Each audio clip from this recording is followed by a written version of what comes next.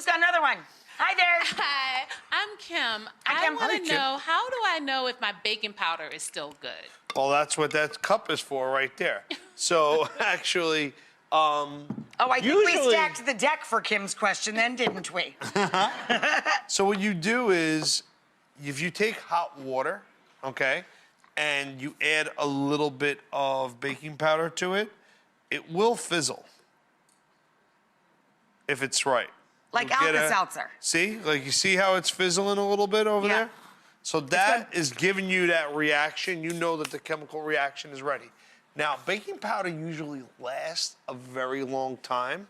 So odds are it's probably good. But if you want to foolproof it, throw it in a little bit of hot water, and you'll see that little bubble. See if it looks like antacid. Yeah, basically. exactly. Yeah. And you're going to put it in your cake, and it's going to make everything okay. You know It'll make what I'm everything saying? lovely.